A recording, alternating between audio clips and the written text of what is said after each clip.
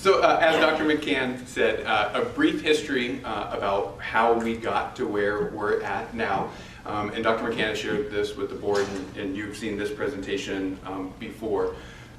15-16, the Capital Facility Advisory Committee was started, and that committee was established to talk with the district and come up with a plan for growth. We had been experiencing growth, and it was projected to continue. The Capital Facility Advisory Committee put a plan together that would, in the graphic, show kind of two distinct paths, feeder school systems that would feed into one high school, with Union Ridge and South Ridge making up two elementary schools that fed into an intermediate school of Sunset Ridge, into the current middle school of View Ridge, and then into the high school, with the plan to build out a similar track for a second feeder system into Ridgefield High School to accommodate for the growth. When we move forward, as Dr. McCann said, in February of 2017, after the 15-16 Capital Facility Advisory Committee had been created and put a plan together, we were successful and passed a bond.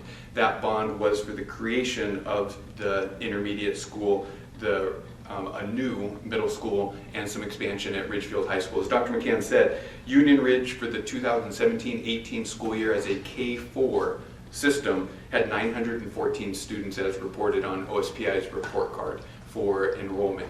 So, and that was for the 17-18 year. But that was on the heels of passing that February 2017 bond, so we knew that a new elementary school, the intermediate school, was being built, and hope was on the horizon. We are, and then it moves forward in 18-19, brought the CFAC back together, continuing to look at growth, continuing to look at what's kind of the next best plan, and then elementary school was part of that. We really needed that elementary school as we saw the growth.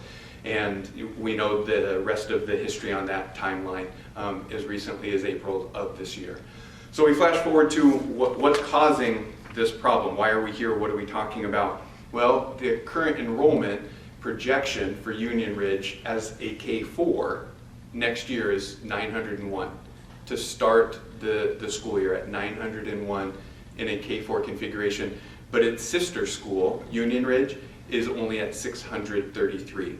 And we need to address that imbalance. With 5 failed bonds, we need a plan moving forward that is sustainable. The hope that the next bond is the bond that gets across the finish line is, Dr. McCann has talked about that plan A is plan B, and B is now A because of kind of the history. So when we think about needing to balance those two sites, we set about creating some parameters to help drive that decision making.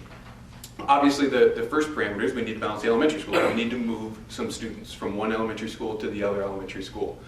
In doing so, another parameter is we wanted to minimize long-term building transitions. When I say long-term building transitions, what I'm really talking about is we're going to have to take kids from Union Ridge and we're going to have to move them to South Ridge. The idea is if we take them from Union Ridge and we move them to South Ridge, we don't then win a bond is successful, because I do hold out hope that we will get a bond and a new elementary school will be built, that those students won't then be moved back to Union Ridge, that they would be moved to the new Ridge when that is. So kind of looking geographically at the map, that helps, if they're going to move from one elementary school to another elementary school, the next move they make would be to the newest elementary school when that's built and the boundaries are adjusted again. Also looking at the parameters around an efficient transportation model. And some of those include, we didn't want to have to hire any new bus drivers. There is a bus driver shortage. And didn't want to have to purchase any new buses. They're quite expensive. Wanting to look at is there a way to create this boundary shift that doesn't create extremely long routes. We don't want to get them any longer than they currently are. And then the third is, most of our drivers run a double run for efficiency. So they run an AM and then like an AM1, and then they run an AM2. So they can do a secondary run, and then they do an elementary run, and then they do that in the afternoon. So keeping the ability for them to make that turn was important as well. Chris, sorry to interrupt, but can you talk a little bit about the first part, the balancing of the school enrollments? Why is it ideal or necessary or good to have the enrollments balanced at the two schools? I mean, what's wrong with having unbalanced populations at the two It schools? is extremely difficult in an elementary school, especially, I mean, even at the sizes we're moving to, but in 900, to create the culture and climate building wide that's necessary to see little kids flourish. When you get buildings that big, and there was a carnival in the spring, and parents were moving back and forth, traversing the campus, and it just becomes quite large. Additionally, Union Ridge is also the home of the district specialized programs, and so it's 900 plus it houses the specialized programs. So there's a draw on the staffing and the administrative support that's available. So in creating a balanced approach so that we have fewer students while still housing our specialized student programs, creates or allows those administrators to create the relationships with the kids, to be able to support the teachers. It creates that kind of, I mean, unfortunately, we're still talking 760 some as we get to so it. what I hear is it's not so much necessary that they be balanced. What is driving this is that Union Ridge is just too big. That's not the size of an elementary school for culture and other logistics that we want to have a elementary school that large. And so reducing that, because it is so much larger than Southridge, but the fact of the matter is both will still be larger than what we want. Right, that's both if the ideal culture that we would be pursuing for our elementary schools. Yeah, I know that when we had kids in elementary school, and if we were looking to buy a house, we would not be looking to buy a house near an elementary school that was nearly 1,000 kids. That's not your typical neighborhood elementary school. You're exactly right, Director Vance. And Dr. McCann may remember in some of our bond presentations, we actually had and showed, like in Southwest Washington, the size of elementary schools, and Ridgefield elementary schools are the largest elementary schools, and that's a K4 configuration when we're comparing to K5 or K6 and others. Do you remember? Yeah, at the time, and our schools have grown since then, we were 100 students higher than the second largest average elementary school size for a district in Southwest Washington. We were K4s, everyone else is at least a K5 average elementary school. Some of the districts are K6s. And of course our elementary schools have grown since then. So that was, at the time, we were 100. Washougal must be 700-800 students less than us in total enrollment, and they have 4 elementary schools.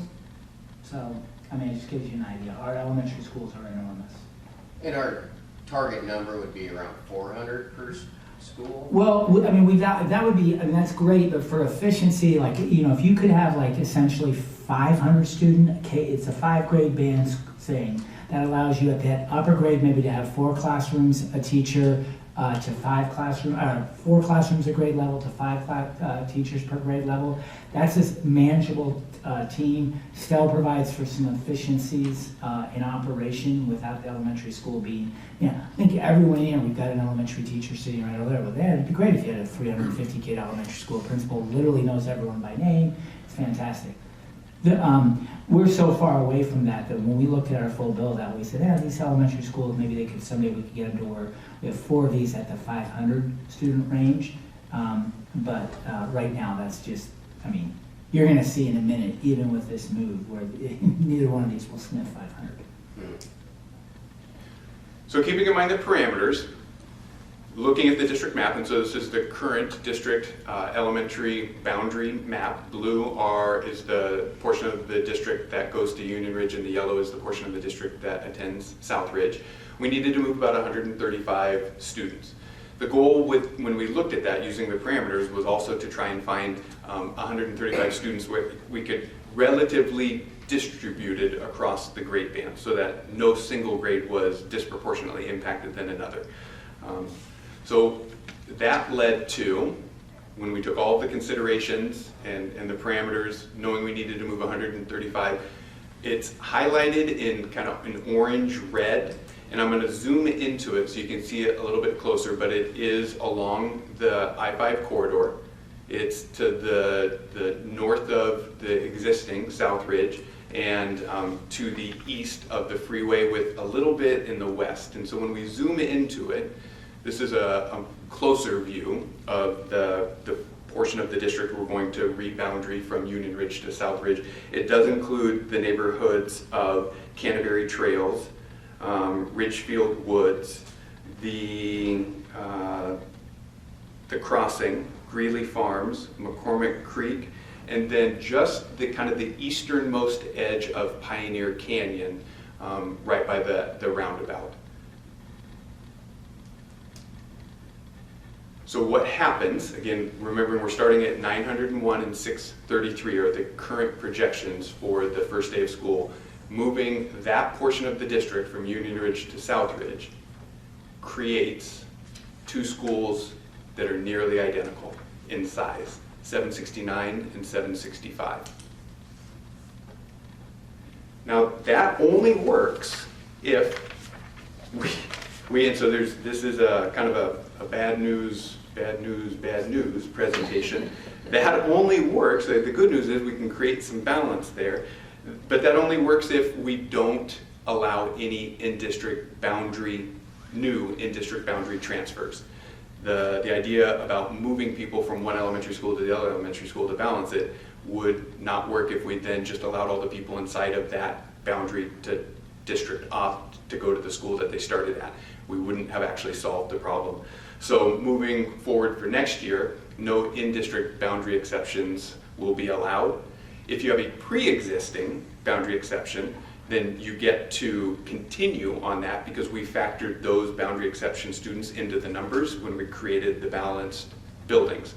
An additional carve out would be if you are a family and you have existing boundary students and you have an incoming kindergartner, your kindergartner would be, if you applied, would be approved for a boundary so they could join their siblings in that choice school. Are we accepting out-of-district transfers into our elementary schools? At this time, the plan is all out-of-district boundaries are going to be put onto a wait list, and they won't be approved until the very, very, very, very last minute, if at all. So we're going to create the balance, and this is our, it's difficult until you actually see the whites of the eyes to make projections like this, so we're using as much data as we can from our own system, from KWRL and transportation projections. But at the end of the day, we also as a school need to be as efficient as possible. So if we have a classroom that has a capacity for 20 and there are only 19 students and we have a wait list, it doesn't make sense not to fill that last seat. So, but they're on hold until we absolutely know where our own district kids are at and where they fill the classrooms. Good question. Unfortunately, as I said, this is a bad news presentation. The bad news doesn't just end at the elementary schools because we obviously know that growth is across the district.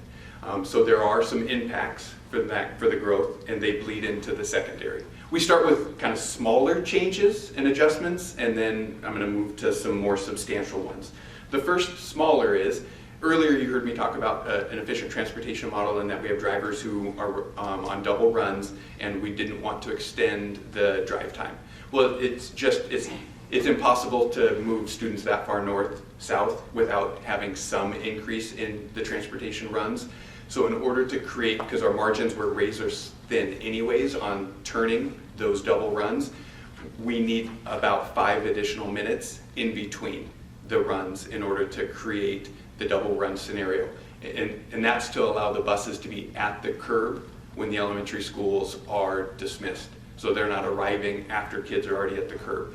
So the plan is that all 3 of the secondary schools will shift 5 minutes earlier. So currently Sunset and View are 8:05 to 2:35. They'd move from 8 to 2:30. The Ridgefield High School is currently 8 to 2:45. It'll move to 7:55 and 2:40 as a dismissal time. So just shifting their day 5 minutes. So that helps take care of the double run, but that hasn't helped cure the space issue. So the plan moving into next year is at Sunset View, we will take the rustling room, and we've walked both our secondary campuses with the fire chief. We will take the rustling room and convert that extracurricular space into 3 classrooms, 2 of which we already know will be filled, and we'll put those at the edges, leaving the 3rd classroom, and we'll use dividers to create these, much like Skyview has done in their open spaces, to create the classrooms. The 3rd classroom will be open and allow for a bit of the a bit of space to buffer the noise as it crawls over those dividers. Should enrollment continue to grow, there is space for a third classroom inside of the wrestling room. There is also the black box theater, and should we need a fourth, because we see exceptional growth at the 5-8 level, there is room for additional classroom space with this extracurricular. But as you can see, it's not nearly the same. We couldn't get 3 rooms into this. There's no natural light. There are risers in it. It's painted black. I mean, this is definitely not anywhere near the same learning environment that could be created in this that we can create in the wrestling room.